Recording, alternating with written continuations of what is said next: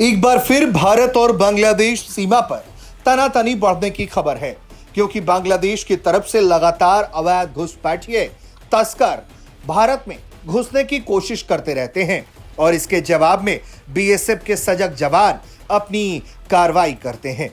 इसी कड़ी में एक बड़ी जानकारी सामने आई है, जिसमें एक बांग्लादेशी को बीएसएफ ने गोली मारी है। यह बांग्लादेशी शख्स भारत में अवैध रूप से घुस रहा था। यह अकेला नहीं था, बल्कि इसके साथ 7 से 8 लोग और भी थे। बांग्लादेशी अखबारों में इस बारे में जानकारी छपी है। उनका कहना है कि भारत के बीएसएफ ने एक बांग्लादेशी युवक की बॉडी बांग्लादेश को लौटाई है, जो कि मीनापुर बॉर्डर ठाकुर गांव हाजीपुर उप जिला का हिस्सा है। बताया जाता है कि यह युवक अवैध रूप से एक संगठन के साथ भारत में घुसपैठ कर रहा था। उसी दौरान चेतावनी के बावजूद जब मामला आगे बढ़ा तो फिर बीएसएफ के जवानों ने एक्शन लिया और इस दौरान उसे गोली लगी। ये बॉडी उस वक्त लौटाई गई है जब बांग्लादेशी बॉर्डर गार्ड और बीएसएफ के बीच में जीरो लाइन पर एक मीटिंग हुई। ये मीटिंग उसी इलाके में हुई जहां वो बांग्लादेशी घुसपैठ करने की कोशिश कर रहा था।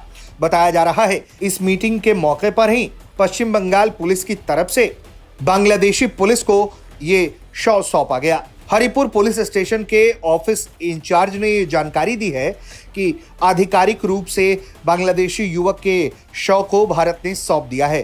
बांग्लादेशी अखबारों में बॉर्डर गार्ड बांग्लादेश और लोकल सूत्रों के हवाले से ये लिखा गया है कि बीएसएफ के जवान जो 87वीं बटालियन का हिस्सा थे, उन्होंने 7 से 8 लोगों पर गोलीबारी की जो अवैध रूप से भारतीय सीमा में घुस रहे थे। बताया जा रहा है कि जिस शख्स को गोली लगी और मौके पर मौत हुई, वो भारत के हिस्से में अवैध रूप से घुसपैठ करके आ गया था। बाकी के लोग जैसे ही उस शख्स को गोली लगी, उसे छोड़कर भाग गए।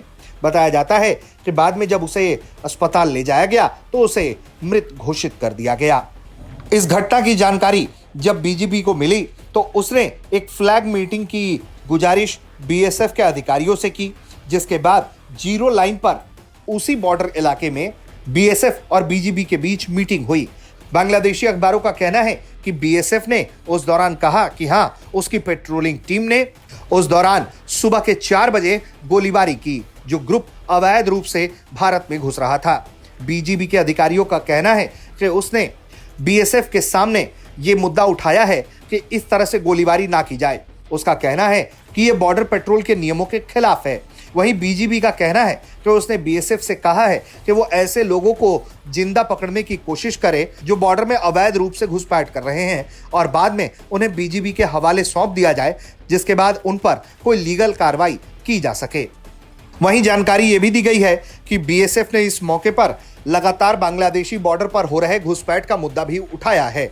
वहीं इस पूरे मामले पर बीएसएफ की तरफ से अभी कोई आधिकारिक पुष्टि या जानकारी साझा नहीं की गई है। यह खबर बीजीबी और बांग्लादेशी अखबारों के जरिए अब तक सामने आई है। देखना होगा कि इस पूरे मामले पर बीएसएफ क्या बताती है। लेकिन जिस तरह से भारत सजगता के साथ बांग्लादेश के बॉर्डर पर पेट्रोलिंग कर रहा है, उससे यह साफ पता चल रहा है कि बांग्लादेश में सत्ता में आने के बाद से वहां की अंतरिम सरकार जिस तरह से कट्टरपंथियों के प्रति झुकाव रख रही है और पाकिस्तान से अपना जुड़ाव देख रही है, ऐसे में भारत को सजग रहना बनता भी है, क्योंकि पाकिस्तान के जरिए बांग्लादेश की जमीन से भारत के खिलाफ कोई साजिश रची जा सकती है। ऐसे में बीएसएफ जवानों की सतर्कता वाकई में अच्छी है। ब्यूरो रिपोर्ट, भारत तक।